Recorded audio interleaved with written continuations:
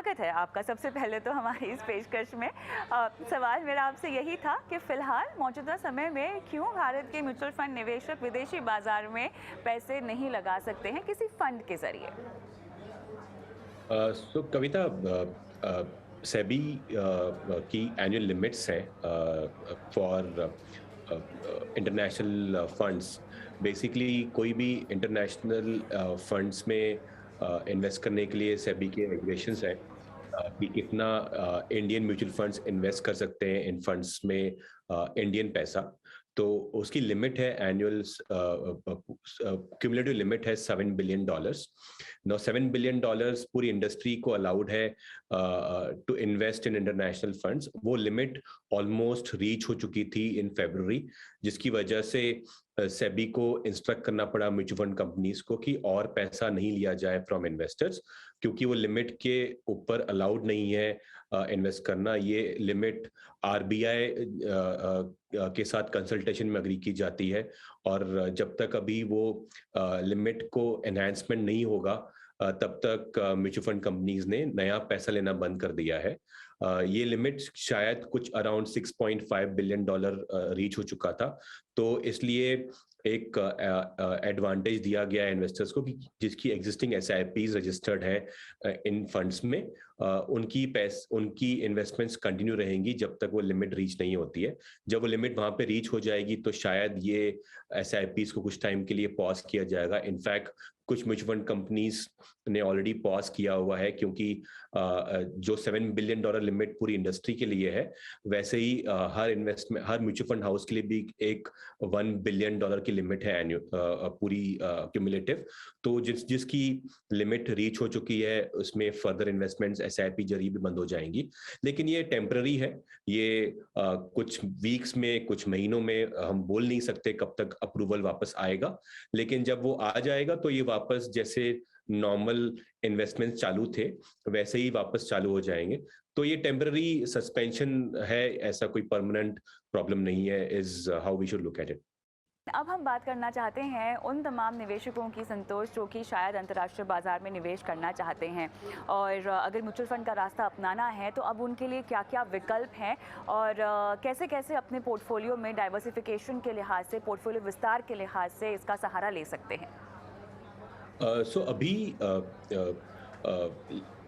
एक एक तरीका है कविता। बहुत सारे US based kind of brokers हैं, रादर कुछ इंडियन कंपनीज भी हैं जो यूएस ब्रोकर्स के साथ टाई अप करके आपको अलाउ करती हैं इन्वेस्ट करना यूएस मार्केट में। और एक बहुत रिलायबल तरीका एनएसई का भी है, नेशनल स्टॉक एक्सचेंज का इनिशिएटिव है in international financial service centre, जो गिफ्ट सिटी के नाम से बोलते हैं। तो वहाँ पे जो एनएसई का जो इंटरनेशनल एक्सचेंज है, वहाँ पे एनएससी अलाउ करता है फॉरेन सिक्योरिटीज में ट्रेड करने के लिए।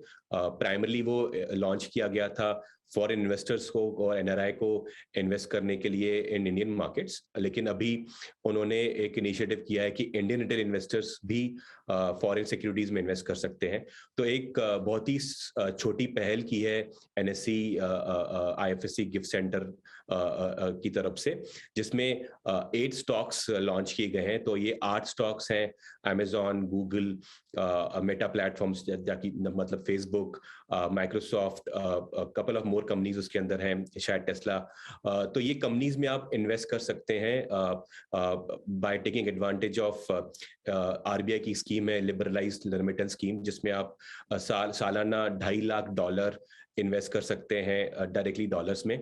तो आप अपने पास जो आपका ब्रोकर होगा, स्टॉक ब्रोकर होगा, आप उनसे पता कर सकते हैं कि वो इंटरनेशनल गिफ्ट सेंटर को सपोर्ट करता है कि नहीं करता है, एनएससी के आईएफएससी को सपोर्ट करता है कि नहीं करता है।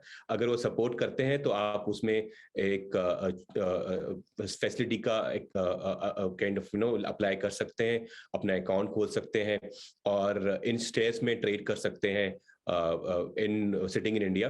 और अगर आपको लगता है कि आप ये 8 कंपनीज में इन्वेस्ट करना चाहेंगे और ये आपके रिस्क एपेटाइट, आपके इंटरनेशनल इन्वेस्टिंग स्टाइल को सूट करती हैं, तो आप ये एडवांटेज ले सकते हैं और डायरेक्टली इन्वेस्ट कर सकते हैं। अंतर्राष्ट्रीय बाजार की ओर दिलचस्पी दिखाने में कोई प्रॉब्लम तो नहीं है, लेकिन कैसे इंश्योर करें कि यहाँ पर भी आप ओवर डाइवर्सिफिकेशन का शिकार ना हो जाए, तरह तरह के निवेश विकल्प ना शामिल कर लें अपने पोर्टफोलियो में, भले ही म्यूचुअल फंड्स के जरिए हो या स्टॉक के जरिए हो?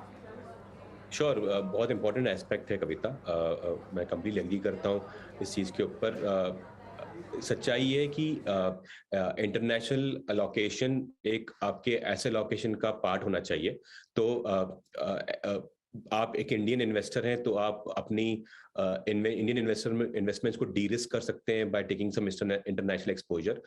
इससे आपको करेंसी का एक्सपोजर मिलता है, आपको एक ग्लोबल इकोनॉमी का एक्सपोजर मिलता है। तो ये एक छोटा पार्ट हो सकता है आपके पोर्टफोलियो का, डिपेंडिंग ऑन आप किस तरह के इन्वेस्टर हैं। ये हो सकता है कि आप 30 से 40% भी इंटरनेशनल एक्सपोजर ले सकते हैं, जो कि बहुत ज्यादा वोलेटाइल हो सकता है, बिकॉज इसमें सिर्फ एक ग्लोबल इकोनॉमी का रिस्क नहीं है, इसमें करेंसी रिस्क भी है। या फिर आप एक कंजर्वेटिव इन्वेस्टर हैं तो आप छोड़ा स्टार्ट कर सकते हैं, 5% 10% आपके पोर्टफोलियो का इंटरनेशनल अलोकेशन होना चाहिए।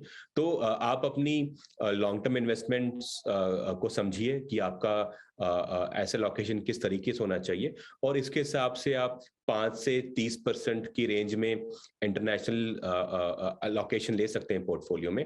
ये सही तरीका होगा कि आप एक वेल डाइवर्सिफाइड म्यूचुअल फंड लें, बिकॉज उन्होंने अपनी रिसर्च करी होगी, उन्होंने डिसीजन लिया होगा कि कौन सी कंट्री में कितना पैसा लगा सकते हैं। यूएस मार्केट्स में लगाना है, यूरोप मार्केट्स में लगाना है, जापान में लगाना है, चाइना में लगाना है। तो एक रिसर्च बहुत इंपॉर्टेंट है। अगर हम बिलीव करते हैं कि डिस्पाइट हम एक इंडियन इन्वेस्टर होने के बावजूद हमको एक ट्रस्टेड फंड मैनेजर पे पैसा लगाना चाहिए या एक इंडेक्स फंड में पैसा लगाना चाहिए, तो सेम प्रिंसिपल इंटरनेशनल में ज्यादा जरूरी हो जाता है, क्योंकि आपको शायद वहां के मार्केट के ना रूल्स पता है, ना कंपनी के बारे में डिटेल इन्फॉर्मेशन है। तो international mutual fund route far better route रहेगा। इंटरनेशनल इंडेक्स फंड जैसे नैस्डैक का इंडेक्स फंड है, या S&P 500 का इंडेक्स फंड है। मिराय म्यूचुअल फंड कंपनी के पास भी बहुत इंटरेस्टिंग प्रोडक्ट है, मिराय S&P 500 टॉप 50 का फंड ऑफ फंड है। तो बहुत इंटरेस्टिंग प्रोडक्ट्स अवेलेबल हैं। आप अगर कुछ समय वेट करेंगे तो शायद बेटर होगा इन्वेस्ट करना, ना कि एक खुद के अकाउंट से डायरेक्ट स्टॉक बाय करने की कोशिश करना। वो शायद एक इवॉल्व इन्वेस्टर को सूट करेगा, क्योंकि आपको पता रहना चाहिए कि कितना अलोकेशन उस स्टॉक में डालना है, और आपकी एंट्री प्राइस कैसी होनी चाहिए, कितने लंबे समय पे इन्वेस्ट करना है और एग्जिट करना है। तो ऑप्शंस अवेलेबल है, लेकिन आपको समझना पड़ेगा कि कितना अलोकेशन करना है और क्या तरीका बेटर होगा आपके लिए। बहुत बहुत धन्यवाद संतोष, तमाम समझाइश आज हमें शो पर देने के लिए। Mutual fund investments are subject to market risks. Read all scheme related documents carefully.